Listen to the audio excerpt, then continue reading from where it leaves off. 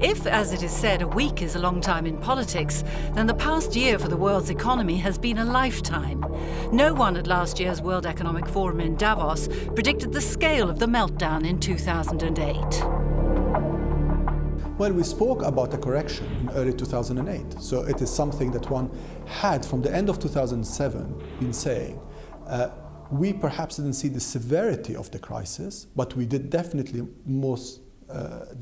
see a rationalization and a correction. Well, I think I probably got it less wrong than some, but I certainly, like everybody else, seriously underestimated the acrid damage that subprime lending was going to do to the banking sector and what a devastating effect that it was going to have on the world's economy. Every economist in the world was wrong. So we're all eating humble pie. But of course, the events that we saw through 2008 could never have been predicted. Who would be a pundit now? Even the respected Economist apologised for getting it wrong, with a headline, "About 2008, sorry, telling it how it wasn't." Even so, we've decided to put some experts on the line with their predictions for this year. In the US, I think it's going to get a lot worse than people actually think before it actually gets better.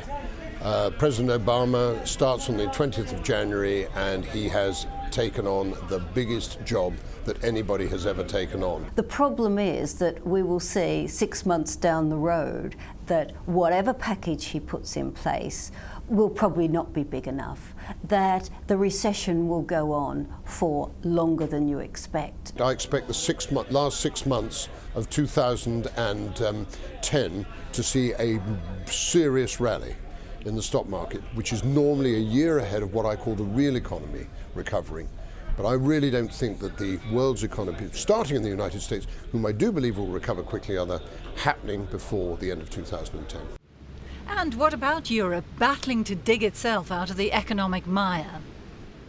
When you've got 24 countries under one belt of the ECB being run by a somewhat intransigent president of the ECB, Monsieur Trichet, who's taking his time to bring interest rates down, maybe he's right.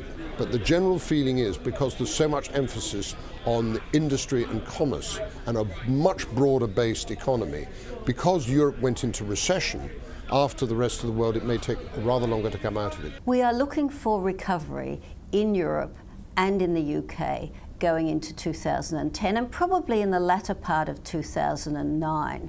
Now, the UK will probably pick up a bit more quickly because they've been on top of the problem quicker, brought rates down quicker and pumped money in. And of course, sterling has dropped a long way.